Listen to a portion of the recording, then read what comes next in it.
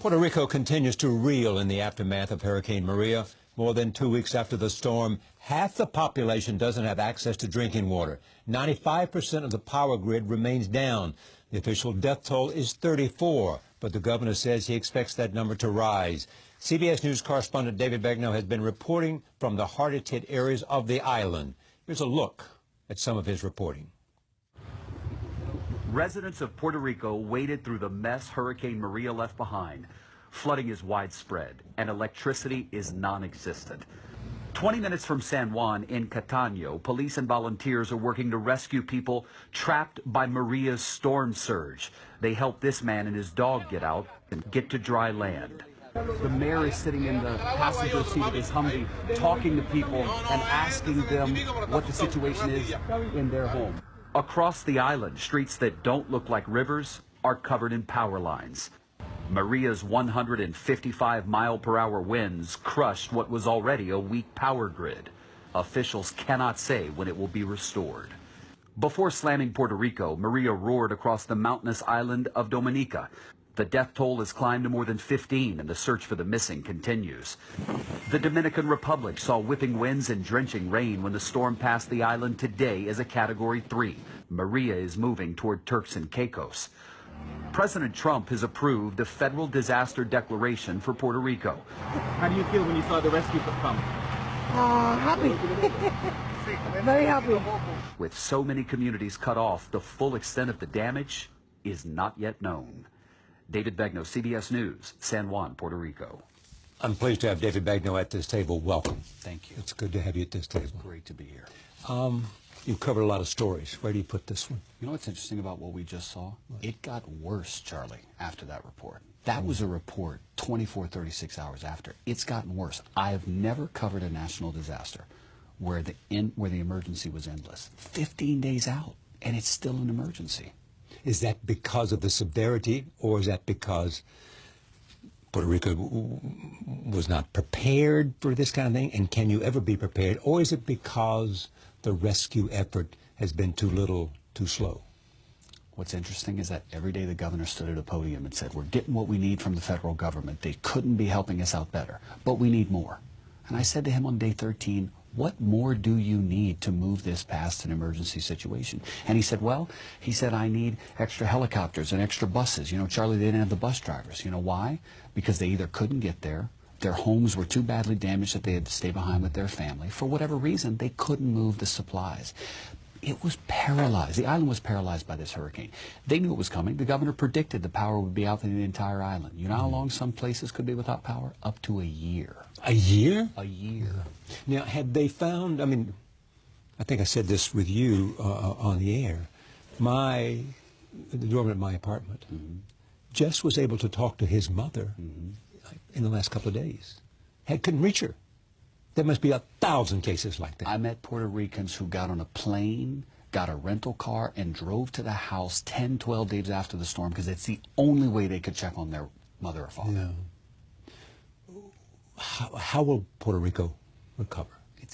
Charlie, they're in bankruptcy. They filed for bankruptcy this year. That was before the storm. Yeah. Absolutely. So you got a dilapidated infrastructure system, right? The power grid, they're going to have to replace it. If anything, the governor says this could be what Puerto Rico needed. They couldn't get the money to replace it before the storm, so now they're going to have it, right?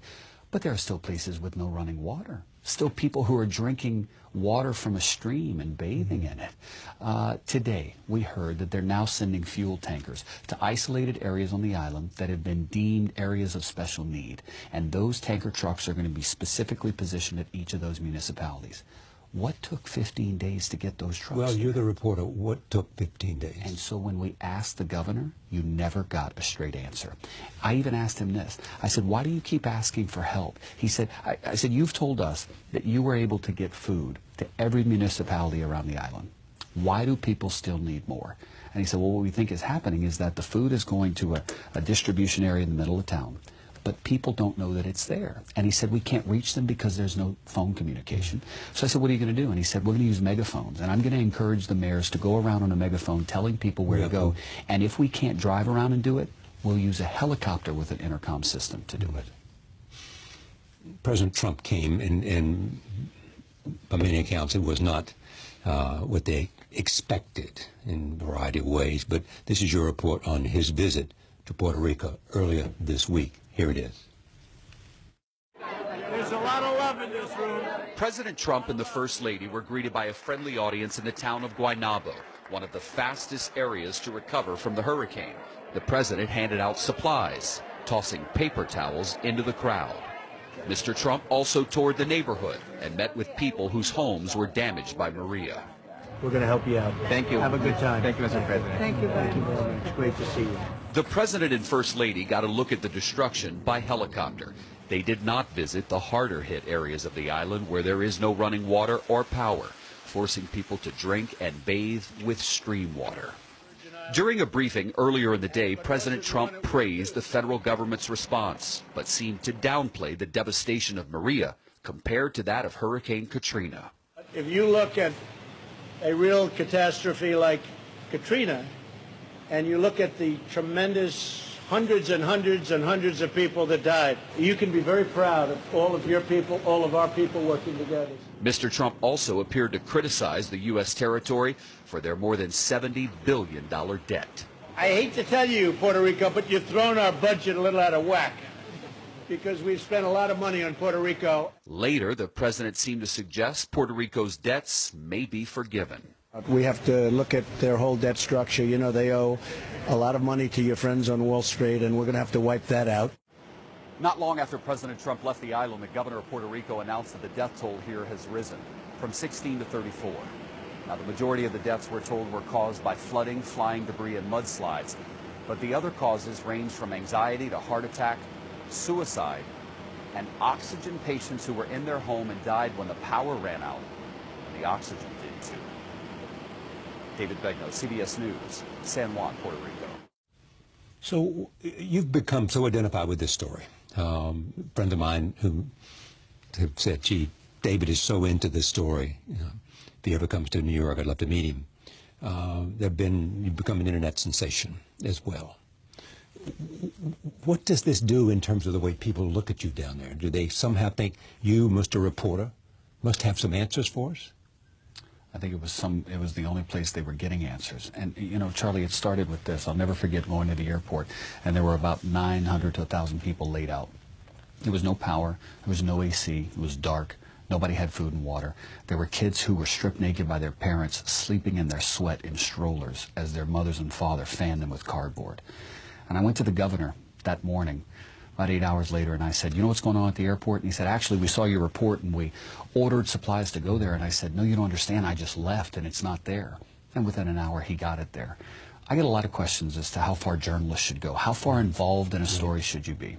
I didn't hand out food. I didn't hand out water. But I was relentless in pursuing answers to questions that the people there deserved. I didn't go there with an agenda. I'd never been to Puerto Rico. Don't know many Puerto Rican people. Don't know much about the culture. But I leave there knowing this. Those are some of the most resilient, patient people I have ever met in the face of a natural disaster. Thanks for coming. It's great to have you here. Thank you for having me. David Begnaud of CBS News. Back in a moment. Stay with us.